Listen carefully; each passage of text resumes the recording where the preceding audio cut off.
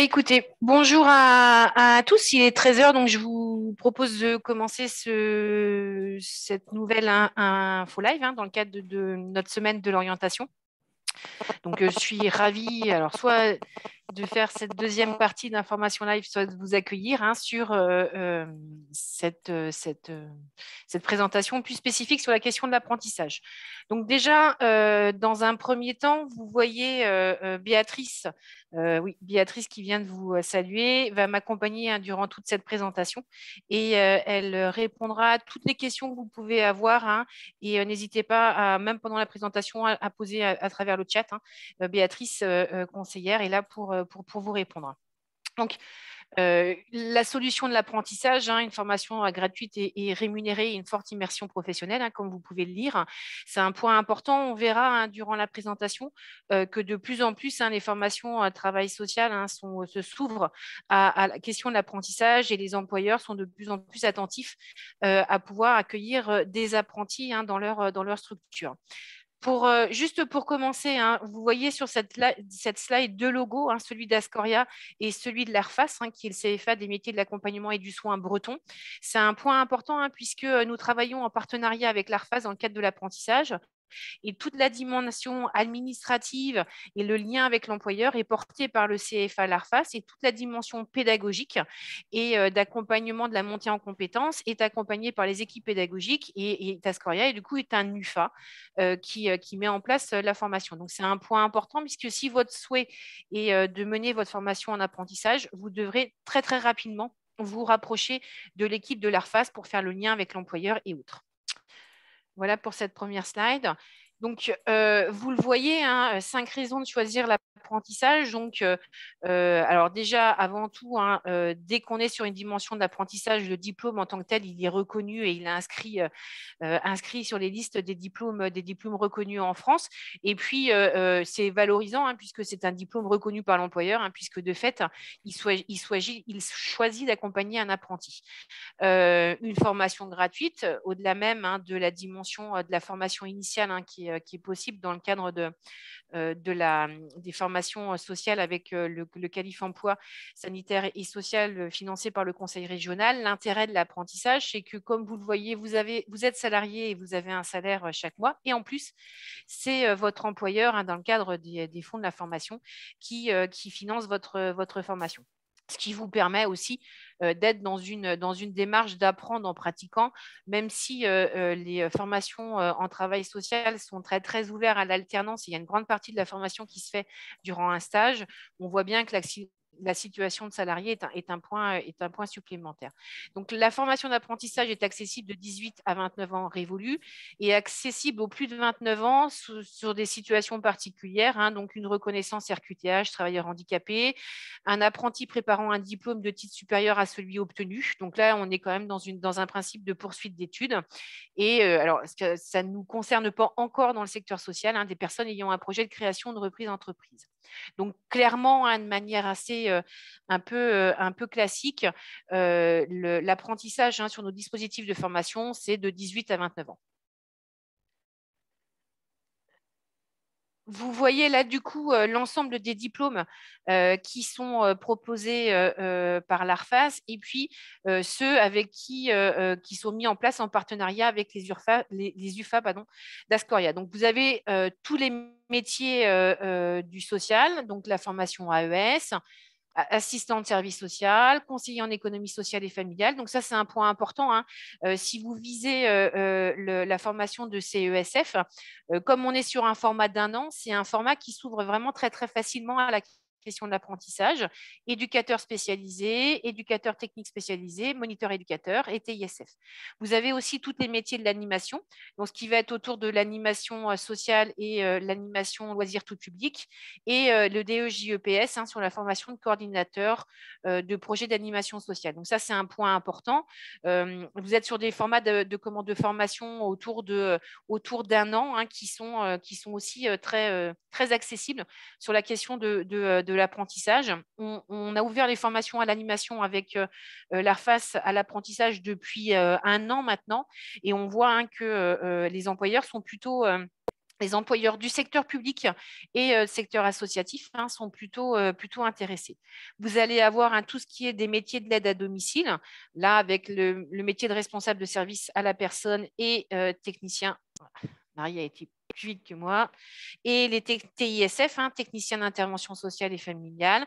Et puis, vous avez aussi les métiers de la petite enfance, éducateurs de jeunes enfants. Donc ça, c'est les formations et les métiers qui sont mis en place avec les équipes pédagogiques d'Ascoria.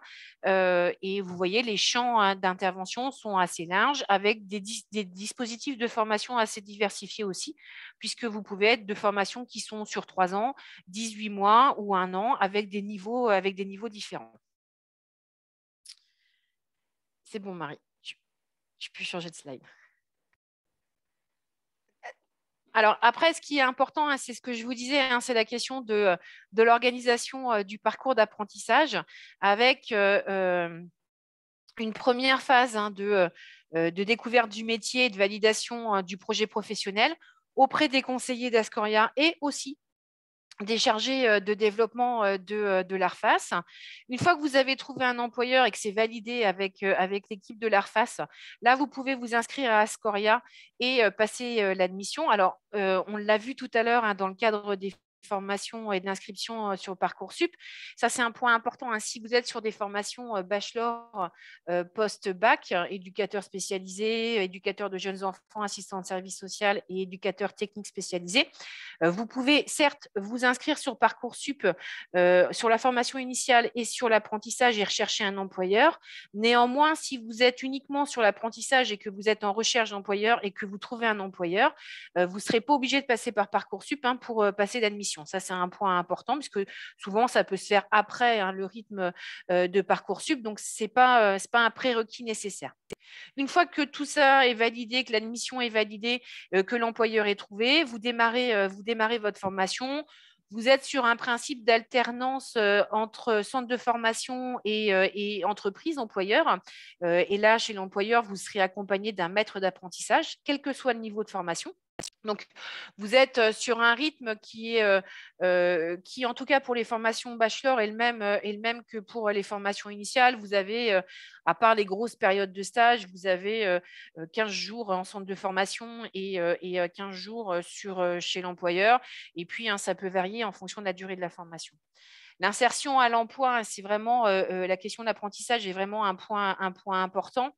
À la fois, l'apprentissage facilite à la fois l'obtention de la certification puisque vous êtes soutenu par l'équipe, par le maître d'apprentissage et puis par les équipes pédagogiques et les équipes de l'ARFAS. Et puis, vous voyez, l'insertion à l'emploi, c'est toujours plus aisé de s'insérer facilement en emploi quand on a eu un statut, un parcours d'apprenti. Voilà sur cette slide. Et là, vous voyez que la question de votre parcours et du choix du métier est un point important. Donc, il va y avoir tout ce qui va être autour de la découverte du métier, de la recherche du contrat d'apprentissage.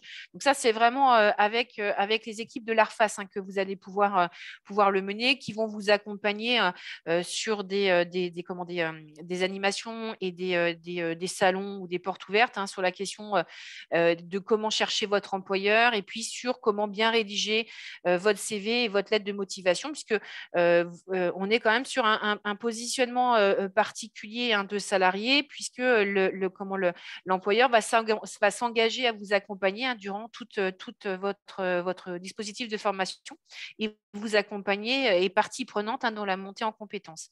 Donc, pour l'ARFAS, vous avez un chargé de développement qui sera référent de votre parcours et qui fera tout au long de la formation le lien entre l'équipe pédagogique d'Ascoria, votre formateur, et votre maître d'apprentissage, et puis qui va pouvoir vous guider sur les aides à l'apprentissage autour du permis de conduire, du logement et du transport. Donc là, vous voyez les différents niveaux de rémunération. qui vont correspondre, selon votre âge, à un pourcentage du SMIC, avec un statut de salarié dès la signature du contrat. Donc ça, c'est un point important du point de vue des différents avantages qu'il peut y avoir. Et de manière claire, mais vous avez dû l'entendre, alors même si toutes les associations du secteur social et médico-social ne sont pas forcément les employeurs qui sont éligibles aux aides, mais il y a des fortes aides d'État à l'heure actuelle pour employer des apprentis, puisque vous avez des primes autour de 8 000 € pour chaque poste d'apprenti pris. Alors, même si ce n'est pas un élément totalement majeur par rapport à la question de l'apprentissage dans le secteur social et médico-social, puisqu'on est souvent sur des grosses organisations qui ne sont pas éligibles à ce type d'aide. Mais sur des formations type AES, responsable de secteur, TISF, moniteur éducateur, vous pouvez être sur ce type d'employeur. Donc, une période où la question de l'apprentissage est portée de manière très, très importante. Et on voit un nombre de contrats signés dans le champ du social et médico-social de plus en plus important. Après, vous voyez sur cette slide tout le lien sur le portail de l'alternance du gouvernement qui vous permet d'accéder et de voir des tests rapides pour vous envisager si vous êtes le profil de l'apprentissage, si c'est le vôtre, par rapport à un certain nombre d'éléments, puisque c'est quand même un point important. Alors, c'est certes facilitant puisque ça sécurise le parcours du point de vue d'un certain nombre d'éléments. Néanmoins, ça vous positionne en termes de salariés, ça vous oblige du point de vue de l'employeur. Donc, vous allez avoir un rythme qui est différent de celui d'un étudiant quand vous êtes sur de la poursuite d'études, mais vraiment celui d'un salarié avec une montée en compétences accompagné en centre de formation, mais aussi par l'employeur. Donc, c'est quand même un élément qu'il faut regarder et c'est tout l'intérêt de la rencontre avec les équipes de développement de l'ARFAS qui vont vraiment vous donner à voir la place qui est celui d'un apprenti. Bien évidemment, comme n'importe quel projet, on vous invite vraiment à aller réfléchir. Donc, vous voyez, 7 employeurs sur 10 recrutent des contrats d'alternance, voilà, sans forcément déposer d'offres en tant que telles, d'où l'importance d'aller vers et le lien avec l'ARFAS qui, eux, sont très, très au fait de ces demandes. Et vous voyez sur le site de Bretagne Alternance, de la Bonne Alternance, des bourses à l'emploi, des éléments qui sont posés. Alors, c'est vrai que dans le secteur social et médico-social, les employeurs vont passer par l'ARFAS, vont passer par Ascoria souvent, ou alors vont réagir à une démarche active de recherche d'apprentissage, mais sont peu enclins au dépôt d'offres en tant que tel. Donc, ça veut dire que vous allez vous engager dans une démarche active qu'on vous invite à commencer le plus rapidement possible. Voilà. J'ai fini sur cette présentation. Peut-être vous avez encore des questions. N'hésitez pas. Béatrice et moi sommes là pour vous répondre. Ce qu'on peut vous dire, c'est qu'il y a un vrai boom à l'heure actuelle dans le cadre de l'apprentissage dans les formations sociales et médico-sociales. Les employeurs sont très, très enclins à accompagner des apprentis dans leur organisation. Et c'est très, très en lien aussi avec la question de la durabilité dans l'emploi. Puis les employeurs sont aussi dans une démarche d'accompagner sur un apprentissage, mais aussi dans une démarche durable d'emploi. Généralement, de plus en plus, les apprentis sont ensuite recrutés dans les structures, puisque vous le savez, le secteur est dans une position de recrutement assez difficile. Excusez-moi. Pour obtenir une aide autour du CV, de la lettre de motivation, je vous invite à vous rapprocher des équipes de l'ARFAS qui vous donneront à voir les différents calendriers par rapport à ces aspects-là.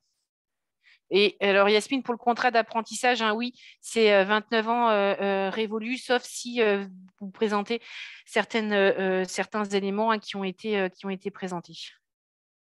Oui, alors Nolwenn, si vous avez plus de 29 ans et que vous avez déjà un diplôme équivalent, alors ça veut dire que la formation en situation d'emploi n'est pas possible, mais on sera plus sur là du coup un contrat de pro ou une pro A qui va vous, en fait, qui pour vous, en termes de dispositif de formation, on sera sur les mêmes éléments, mais c'est pour l'employeur que le mode de financement va changer.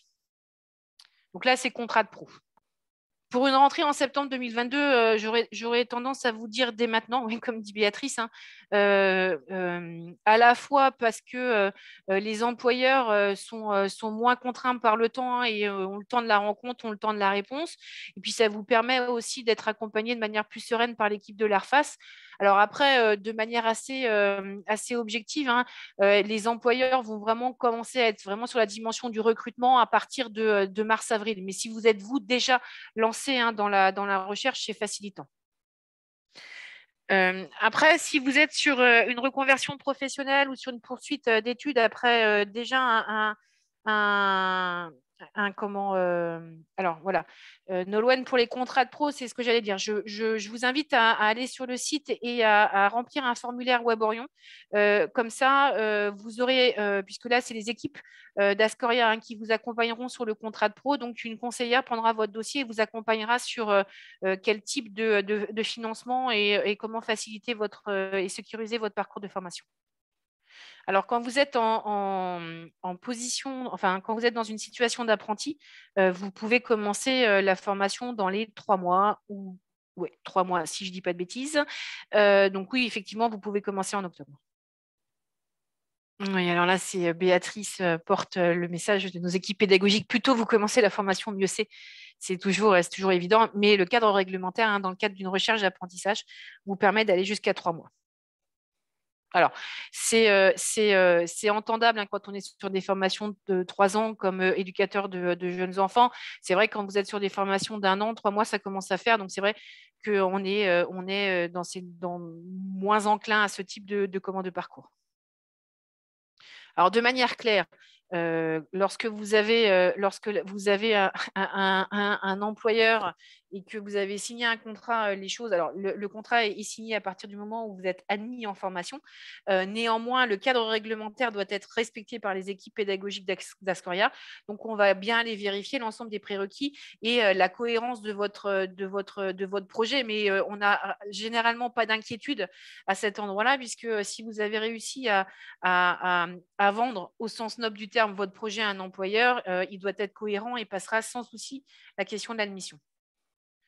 Alors, le Conseil régional finance des formations pour les demandeurs d'emploi. Alors, je l'ai dit, dans le cadre des formations post-bac, éducateurs spécialisés. Alors, je l'ai dit, excuse-moi, je l'ai dit sur la dernière info live sur les places formation initiale sur le conseil régional pour des demandeurs d'emploi quand vous êtes sur le premier niveau de qualification.